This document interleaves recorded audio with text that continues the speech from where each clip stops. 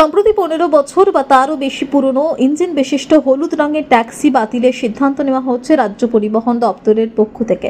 রাজ্য সরকারের এই সিদ্ধান্তকে অমানবিক আখ্যা দিয়ে অবিলম্বে সরকারি সিদ্ধান্ত প্রত্যাহারের দাবিতে তীব্র বিক্ষোভ দেখালেন কংগ্রেস, সেবাদল ও ইন্টাক কর্মী সমর্থকেরা। প্রভু যিশুর জন্মদিনে দমদম 5 নম্বর এয়ারপোর্ট গেটের বাইরে তারা বিক্ষোভে সামিল হন। পথচারীদের দৃষ্টি আকর্ষণ করার জন্য বিক্ষোভকারীদের মধ্যে কেউ সান্টা ক্লজের পোশাক পরে বিক্ষোভে সামিল হন। কংগ্রেস সেবা দলের সভাপতি প্রমোদ পান্ডে বলেন, রাজ্য সরকারের এই অমানবিক সিদ্ধান্ত আমরা মানছি না। কলকাতার লাইফলাইন বলতে একসময় ছিল এই হলুদ ট্যাক্সি, তাই পুরনো ইঞ্জিন বদলে নতুন ইঞ্জিন প্রতিস্থাপনের সুযোগ দিতে হবে প্রত্যেককে। পুরনো ট্যাক্সিকে হেরিটেজের তকমা দিয়ে এর মেয়াদ হবে রাজ্য সরকারকে।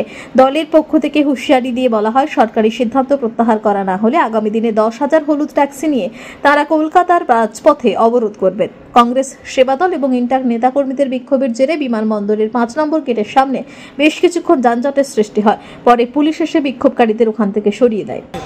25 ডিসেম্বরে আমরা এখানে উপস্থিত হয়েছি। সান্টা ক্লজ আমি নিজে এসেছি, হলুদ ট্যাক্সি হেরিটেজ করার দাবিতে নিয়ে আজকে আমরা উপস্থিত হয়েছি আবার এয়ারপোর্টে। এরপর আমরা উপস্থিত হব পরিবহন দপ্তর কমসে কম 500 থেকে 1000 অ্যাম্বাসেডার গাড়ি নিয়ে দাবিতে আমরা মুখ্যমন্ত্রী মহাশয়কে চিঠি দেব।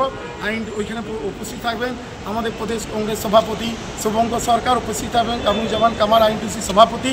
আমরা সবাই জোরদার সেদিন আন্দোলন আপনার সবাইকে আহ্বান করছি এখানে আসার জন্য।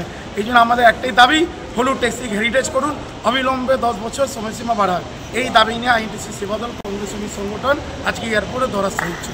উত্তর 24 পরগনা থেকে নিজস্ব প্রতিনিধির রিপোর্ট, টিভি নিউজ 10। সুলভে সঠিক চিকিৎসার একমাত্র প্রতিষ্ঠান বিবেকানন্দ হসপিটাল। 24 ঘন্টা emergency service, blood bank, trauma care. আপনাদের সেবায় আমরা তৎপর। গুণমান ও পরিষেবায় দুর্গাপুর বিধাননগরের ডক্টর জাকির হোসেন এভিনিউর বিবেকানন্দ হসপিটাল শিল্পাঞ্চলের মানুষের মন জয় করেছে।